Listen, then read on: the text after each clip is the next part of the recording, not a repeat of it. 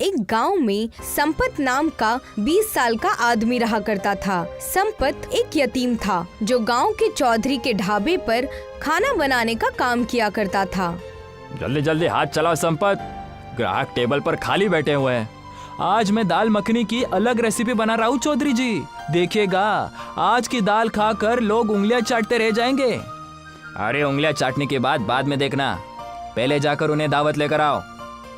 बस चौधरी जी थोड़ी देर और रुक जाइए, अभी 5 मिनट में सारे ग्राहकों को दावत खिलाता हूँ। चौधरी रसोई घर से बाहर चला गया। कुछ वक्त बाद संपत ने ग्राहकों को खाना दे दिया। संपत के हाथ के बनी हुई दाल मखनी सभी ग्राहकों को बेहद पसंद आई। उन्हीं ग्राहकों में अर्जुन चौधरी के पास आकर बोला, आज की दाल मखनी का कोई जवाब नहीं चौधरी साहब, पेट तो भर गया लेकिन मन नहीं भरा। अब मैं क्या कर सकता हूँ अर्जुन, मेरे ढाबे का खाना ही इतना अच्छा बनता है, लोगों का पेट तो भर जाता है लेकिन मन नहीं भरता। मेरी बीवी बहुत अच्छा खाना बनाती है। ये कैसी बातें कर रहे हैं आप चौधरी साहब, आपकी बीवी तो बस आपके बगल में बैठी हुई पैसे गिनते रहती है। दावत तो अपने गांव का संपत बनाता है, उसकी तारीफ करने में क्या आपको बुरा लगता है क्या? इतना कहकर अर्जुन वहाँ से चला गया। चौधरी नाराज होकर अपनी बीवी रुक्मणी की ओर देखते हुए बोला, देख रही हो तुम, कितनी बार कहा है तुमसे कि तुम भी किचन में संपत का हाथ बटा लिया करो। मैं एक बार में एक ही काम कर सकती हूँ। मैं या तो पैसे गिन सकती हूँ या फिर रसोई घर में कुर्सी पर बैठ सकती हूँ। तुम बिल्कुल बेवकूफ की बेवकूफ रहोगी। जरा सोचो, कल को ये संपत हमारा ढाबा छोड़कर चला गया तो क्या होगा? लोगों को उसके हाथ के बने हुए दावत का स्वाद लग गया है। इसीलिए मैं लोगों को बताता हूँ कि ये दावत उसने नहीं बल्कि तुमने बनाया है, लेकिन तुम मेरी बात को समझती ही नहीं। आप बिल्कुल सही बोल रहे हैं, ये ख्याल तो मेरे मन में आया ही नहीं। कल से मैं भी संपत के बगल में कुर्सी लगाकर बैठी रहूंगी। अगले दिन संपत जब ढाबे पर आया तो चौधरी संपत की ओर देखकर बोला, संपत, आज से मेरी बीवी भी तुम्हारे साथ रसोई घर में रहेगी। चौधरी साहब, मालकिन को क्यों परेशान कर रहे हैं? मैं हूँ ना दावत बनाने के लिए। जितना बोला है उतना करो, इससे ज्यादा नहीं। ठीक है चौधरी साहब, जैसे आपकी मर्जी। रुक्मणी उस दिन के बाद संपत के साथ रसोई घर में बैठने लगी। कुछ दिन बाद चौधरी ने सभी ग्राहकों को यकीन दिला दिया कि जो खाना उसके ढाबे में दिया जाता है वो खाना उसकी बीवी रुक्मणी बनाती है। एक दिन संपत काम पर जाने के लिए अपने घर से बाहर निकला ही था कि तभी वहाँ पर चौधरी आ गया। चौधरी साहब आप? मैं तो ढाबे पर ही आ रहा था। मैं तुम्हें यहाँ पर ये बताने आया हूँ कि अब तुम्हें मेरे ढाबे पर काम करने की कोई जरूरत नहीं है। ये कैसी बातें कर रहे हैं आप चौधरी साहब? जहाँ तक मैं जानता हूँ मैं तो बहुत मेहनत से दावत बनाता हूँ और मैंने कभी आपको शिकायत का मौका भी नहीं दिया। मुझे इस बात से कोई फर्क नहीं पड़ता संपत, तुम्हारी वजह से मेरे ढाबे का नाम बदनाम होता जा रहा था। ये कैसी बातें कर रहे हैं आप चौधरी साहब? जहाँ तक मुझे याद है, जब से मैं ढाबे पर काम कर रहा हूँ तब से आपका ढाबा पहले से ज्यादा चलने लगा है। हाँ, ज्यादा चलने लगा है, लेकिन सिर्फ तुम्हारे नाम पर। अगर मैं कुछ दिन तक तुम्हें और काम पर रखता तो शायद मुझे मेरे ढाबे का नाम चौधरी ढाबा बदलकर संपत ढाबा हो जाता। ऐसा मत कीजिए चौधरी साहब, मैं एक अनाथ हूँ और मुझे इसके अलावा और कोई काम नहीं आता। वो तुम्हारी दिक्कत है, मेरी नहीं। आज के बाद मेरे ढाबे के आसपास भी कहीं दिखे ना तो टांगे तोड़कर कस्बे से बाहर निकाल दूंगा। इतना कहकर चौधरी नाराज होकर वहाँ से चला गया। संपत बेरोजगार हो गया। थक हार कर संपत गांव के मुखिया के पास चला गया। मुझे सब पता है संपत कि चौधरी ने तुम्हारे साथ क्या किया है, लेकिन तुम तो जानते हो कि चौधरी मुझसे कहीं ज्यादा ताकतवर है और पैसे वाला है। मैं उसका कुछ नहीं बिगाड़ सकता। मुखिया जी, मैं आपसे चौधरी से लड़ने की बात नहीं कर रहा, मैं तो बस आपसे कुछ मदद मांगने आया हूँ। आप तो जानते हैं मुखिया जी कि मैं एक अनाथ हूँ। कुछ साल पहले ही मुझे मेरे मम्मी पापा अकेला छोड़कर चले गए हैं और मैं कस्बा छोड़कर कहीं नहीं जाना चाहता। तुम कहना क्या चाहते हो? मुखिया जी, मैं सिर्फ दावत बनाना चाहता हूँ। तुम्हारे पापा भी बहुत अच्छे बावर्ची थे। मुखिया जी, आप मेरी थोड़ी सी मदद कर दीजिए। मैं भी अपने कस्बे में अपना खुद का ही ढाबा खोलना चाहता हूँ। आप मुझे थोड़े से पैसे दे सकते हैं क्या? जब मेरा ढाबा चलने लगेगा तब मैं आपको सारे पैसे वापस कर दूंगा। ठीक है, गांव में मेरी जो खाली जमीन पड़ी है तुम वहां पर अपना ढाबा खोल लो। उसके लिए जितने भी पैसे लगेंगे मैं तुम्हें देने के लिए तैयार हूँ। मुखिया की बात सुनकर संपत खुश हो गया। संपत बड़ी मेहनत से खाली जमीन पर ढाबा बनाने में जुट गया। जी तोड़ मेहनत के बाद संपत ने वहाँ पर ढाबा बनाकर तैयार कर लिया। कुछ दिनों के बाद संपत के ढाबे पर ग्राहक आने लगे और यही बात चौधरी को परेशान करने लगी। जिस बात का मुझे डर था वही हुआ रुक्मणी। उस बेवकूफ ने अपना ढाबा कस्बे में खोल दिया है। लोग अभी मेरे ढाबे पर कम, उसके ढाबे पर ज्यादा आते हैं। आपके अंदर तो लोमड़ी के जैसे बुद्धि है। उस बुद्धि का इस्तेमाल करिए और उसका ढाबा बंद करा दीजिए, समझे? तुम बिल्कुल ठीक कह रही हो।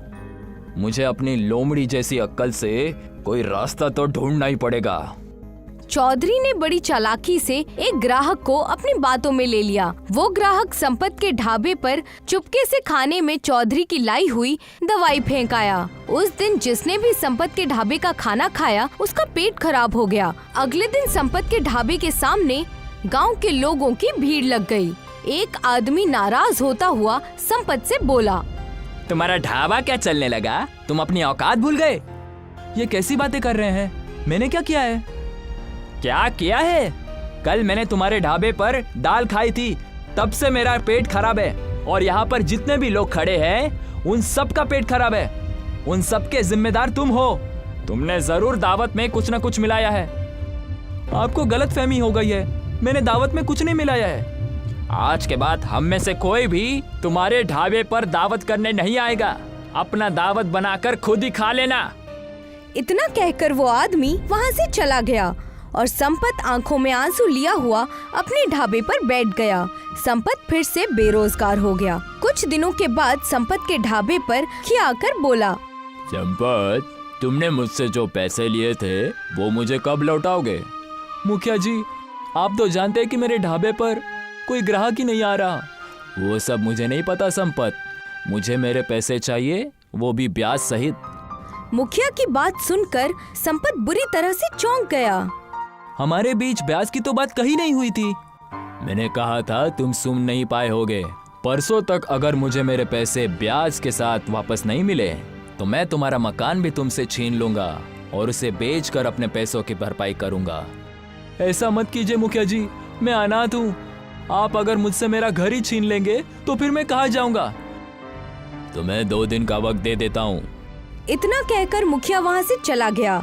2 दिन बाद मुखिया ने संपत को धक्के मारकर घर से बाहर निकाल दिया और उसका ढाबा भी तोड़ दिया। संपत आंखों में आंसू लिए हुए एक हाईवे के घने दरख्त के नीचे बैठकर अपनी किस्मत पर रोने लगा। संपत को रोते हुए सुबह से शाम हो गई। तभी उसने देखा कि उस दरख्त पर एक चिड़िया का घोंसला बना हुआ था, जिसके ऊपर एक चील बराबर मंडरा रही थी। इस चील को भगाना होगा, नहीं तो ये उसका घोंसला तोड़ देगी। मेरा घर बचाने के लिए तो कोई भी कस्बे वाला नहीं आया, लेकिन मैं उस बेजुबान प्राणी का घर इस चील को तोड़ने नहीं दूंगा। संपत ने उस चील को वहाँ से भगा दिया। तभी वहाँ पर एक चमत्कार हुआ। उस घोंसले पर बैठी हुई फाख्ता संपत के पास आकर बैठ गई और एक तेज धमाके के साथ वो एक खूबसूरत लड़की में बदल गई। कौन हो तुम? सालों पहले एक श्राप के कारण मुझे फाख्ता बनाकर इस घोंसले में कैद कर दिया गया था। अगर तुम उस चील को नहीं भगाते तो वो चील मुझे मारकर मेरा घोंसला तोड़ देती। वो एक चील के रूप में राक्षस था। लेकिन तुम फिर अपने असली रूप में कैसे आ गई? मुझसे कहा गया था कि जब भी कोई मुसीबत का मारा हुआ सच्चा आदमी तुम्हारी मदद करेगा, तुम्हारा ये श्राप खत्म हो जाएगा। और देखो, मैं आजाद हो गई। तुमने मेरी मदद की है तो मैं भी तुम्हारी मदद करूंगी। मैं तुम्हारे बारे में सब जानती हूँ। तुम मेरी मदद कैसे कर सकती हो? क्यों नहीं कर सकती? तुम बहुत अच्छा खाना बनाते हो, बस तुम्हारे पास पैसे नहीं हैं। एक घर था, वो भी तुमसे छीन लिया गया, लेकिन कोई बात नहीं। तुमने जिस घोंसले को टूटने से बचाया है वही घोंसला तुम्हारा घर होगा और इस घोंसले में तुम्हारा खुद का बना हुआ घोंसला रेस्टोरेंट होगा। इतना कहकर उस खूबसूरत लड़की ने अपना हाथ घोंसले के सामने कर दिया। तभी एक तेज धमाके के साथ वो घोंसला एक रेस्टोरेंट में बदल गया। जिसकी सीढ़ियाँ बहुत ही सुंदर लकड़ियों से बनी हुई थीं। ये घोंसला रेस्टोरेंट आज से तुम्हारा है। तुम्हें यहाँ से कोई भी नहीं निकाल सकता। जब भी तुम्हें कोई यहाँ से निकालने की कोशिश करेगा तो वो खुद ही मुसीबत में फंस जाएगा। इतना कहकर वो खूबसूरत लड़की वहाँ से गायब हो गई। संपत उस रेस्टोरेंट के अंदर चला गया। उसने देखा कि वो रेस्टोरेंट अंदर से किसी 5 स्टार होटल जैसा था, जहाँ पर एक से एक महंगी टेबल रखी हुई थी और एक 5 स्टार होटल की ही तरह हर सुख सुविधा वहाँ पर मौजूद थी। कुछ देर बाद संपत वहाँ पर आराम की नींद सो गया। अगले दिन संपत नाश्ता करके नीचे उतरा ही था कि तभी उसके सामने एक कार आकर रुक गई। उसमें से एक खूबसूरत इंसान बाहर निकला और बोला, ये किस तरह का रेस्टोरेंट है भाई? इस सब के रेस्टोरेंट्स तो मैंने सिर्फ बाहर के देशों में देखे, लेकिन वो भी तस्वीरों में। ये मेरा रेस्टोरेंट है, घोंसला रेस्टोरेंट। मेरे रेस्टोरेंट में हर तरह की दावत मिलती है। क्या तुम मुझे अपना रेस्टोरेंट दिखा सकते हो? दिखाना क्या है मालिक, आप मेरे पहले ग्राहक हैं। आपके लिए आज का खाना मुफ्त है। संपत ने उसके लिए बहुत अच्छा खाना तैयार किया। खाना खाकर वो आदमी उंगलियां चाटते हुए बोला, यकीन मानो, मैंने एक से बड़े एक 5 स्टार होटल में खाना खाया है, लेकिन इससे ज्यादा लजीज खाना मैंने अपने जिंदगी में नहीं खाया। मैं बहुत बड़ी कंपनी में एडवर्टीजमेंट का काम करता हूँ। तुम चाहो तो मैं तुम्हारे इस रेस्टोरेंट का एडवर्टाइजमेंट कर सकता हूँ। तुम्हारा रेस्टोरेंट मशहूर हो जाएगा और यहाँ ग्राहकों की भीड़ लग जाएगी। अगर ऐसा करेंगे तो मेरे लिए बहुत ही अच्छी बात होगी। वो आदमी मुस्कुराता हुआ वहाँ से चला गया। अगले दिन उस रेस्टोरेंट में शहर से आने वाले लोगों की भीड़ लग गई। उस भीड़ में बहुत बड़े बड़े नेता, पत्रकार और बहुत से रईस खानदान के लोग थे। संपत का घोंसला रेस्टोरेंट कुछ ही महीनों में पूरे इंडिया में छा गया और यही बात चौधरी और मुखिया को बेहद परेशान कर रही थी। तुम सिर्फ नाम के मुखिया हो, तुमसे एक छोटा सा काम नहीं हुआ। तुमने जितना बोला था उससे ज्यादा करके दिखाया था मैंने। अरे तुमने तो सिर्फ उसे अपने ढाबे से निकाला था, मैंने तो उसका मकान भी उससे छीन लिया था। अगर उसकी किस्मत ही इतनी अच्छी है तो इसमें मैं क्या कर सकता हूँ? अब इन बातों से क्या लेना देना मुखिया। उसके घोंसला रेस्टोरेंट में शहर के रईस लोग आते हैं और कस्बे के लोगों को वो अपने घोंसला रेस्टोरेंट में मुफ्त में खाना खिलाता है। वो सबको रोजगार दे रहा है और तरक्की कर रहा है, और हम यहाँ हाथ पर हाथ धरे बैठे हुए हैं। तुम चाहते क्या हो? मैं चाहता हूँ कि उनके घोंसला रेस्टोरेंट में आग लगा दूं। तो फिर देर किस बात की है? चलो चलकर आज रात ये अच्छा काम कर देते हैं। मुखिया और चौधरी पेट्रोल लेकर संपत के रेस्टोरेंट पर पहुंच गए। उन्होंने उसके रेस्टोरेंट पर पेट्रोल छिड़का, मगर जैसे ही उन्होंने आग लगाने की कोशिश की, अचानक उनके जिस्म में बुरी तरह से जलन होने लगी और वो बुरी तरह से चीखने लगे। संपत और सारे ग्राहक रेस्टोरेंट से बाहर आ गए। अरे आप दोनों को क्या हुआ? आप दोनों चीख क्यों रहे हैं? हमें माफ कर दो संपत, हम तुम्हारे घोंसला रेस्टोरेंट में आग लगाने के लिए आए थे, लेकिन हमने जैसे ही आग लगाने की कोशिश की हमारे जिस्म में जलन महसूस होने लगी। आज तो आपने ये गलती कर लिया मुखिया जी, लेकिन आज के बाद इस गलती को कभी भी मत करना। तभी उस घोंसला रेस्टोरेंट के अंदर से एक भारी आवाज आई, इन दोनों से कहो कि अब ये गांव छोड़कर चले जाए, नहीं तो उनके जिस्म की जलन दुनिया का कोई भी डॉक्टर ठीक नहीं कर पाएगा। मुझसे ये कहा गया था कि अगर कोई भी इस घोंसला रेस्टोरेंट को नुकसान पहुंचाने की कोशिश करेगा तो वो बहुत बड़ी मुसीबत में फंस जाएगा। मुखिया और चौधरी ने संपत की बात मानने में ही भलाई समझी। वो दोनों रात ही रात गांव खाली करके भाग गए। संपत आज भी घोंसला रेस्टोरेंट चलाता है।